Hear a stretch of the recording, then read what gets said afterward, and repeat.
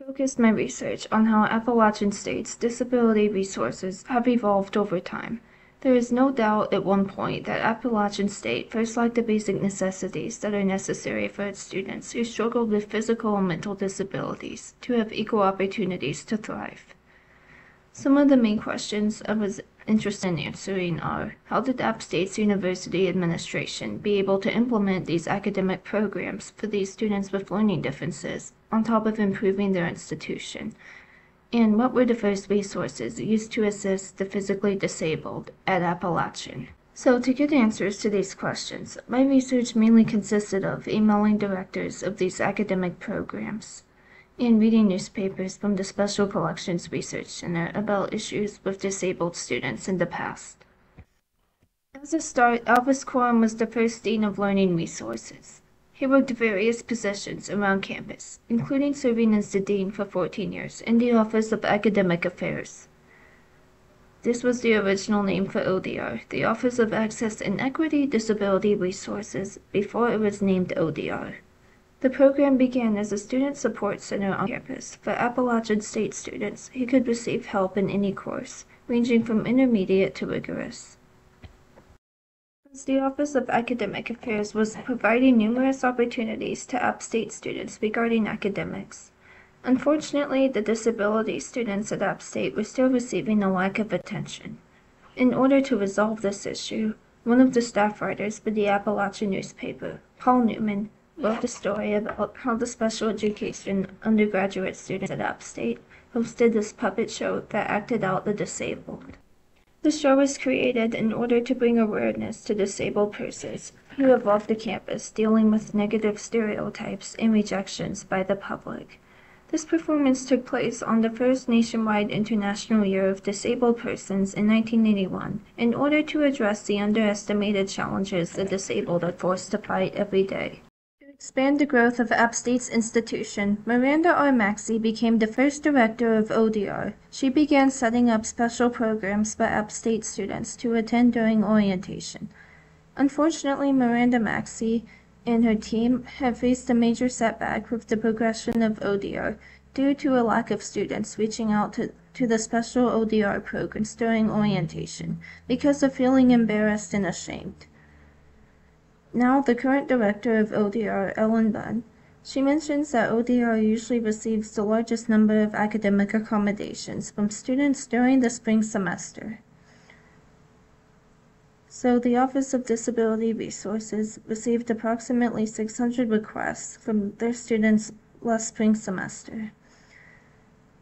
And then ODR received 520 requests from students receiving academic accommodations during this fall semester of 2024. And during this summer semester, to no surprise, ODR has received its lowest academic accommodations requests from students, of about 400 requests. When I emailed Ellen Bunn about the current updates on student enrollment at App State, she told me that on average, 10% of the student population, specifically App State, will identify with a disability. This percentage is relatively unsurprising given the lack of students who chose to seek extra services at App State. Ellen Bunn also mentions that there is an increasing number of students that are contacting their office every year. So ODR has definitely increased their student enrollment by about 13.5% over the past 10 years. In comparing Clemson's student enrollment in their academic program to the student enrollment in the Office of Access and Equity Disability Resources gives us a good idea of ODR's progress in student enrollment. Clemson's academic program, Student Accessibility Services, has increased their overall student enrollment by about 11.1%.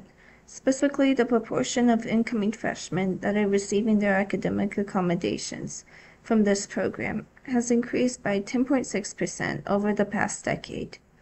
The Student Accessibility Services has supported their largest percentage of incoming freshmen during fall of 2022. This percentage makes up about 5.6% of the total student population at Clemson University. I also emailed the director of the Student Accessibility Services, Margaret Camp, She explained to me that it's normal for their program to receive the largest number of academic requests from their students during the fall semester. And their most common learning difference they currently support over the past 5 years is dyslexia, unlike App State's most common learning difference, which was mental health. Before the formation of ODR, there was another program called the Student Disability Services that supported students with physical disabilities. The handicapped individuals had much easier access to equal opportunities due to the flexibility and support they received. This program gave the handicapped App State students the option to get carried to class by App Police in severe weather conditions, in case of hail, snow, or severe thunderstorms. The coordinator of the Student Disability Services, Lundquist, he strongly supports there is always a way to get to class to the student if there is difficulty getting the student to the class. From that day forward, App State's administration began to borrow more resources more frequently from other institutions in order to assist their blind, hearing impaired, and handicapped students. The first resource they borrowed was this videotheque from Western Carolina University back in the 1980s. Because using this videotheque, a blind or a handicapped person, they can enlarge any type of manuscript. Also, App State's administration borrowed a talking calculator that repeats input and output for the blind to use. Both the Valborg Theater and Farthing Auditorium at App State, they offered these noise-canceling headphones to the hearing impaired during theater performances.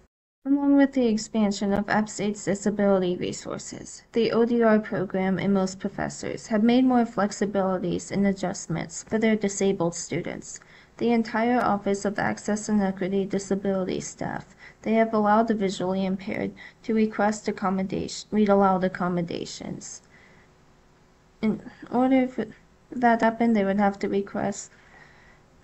write a note to their professor explaining their condition so the professor can read aloud their test to them. A majority of professors at App State are now willing to have students take twice as much time on the test. The coordinator of Student Disability Services, Lundquist, he mentions that the Learning Assistance Program administers psychological tests to its students.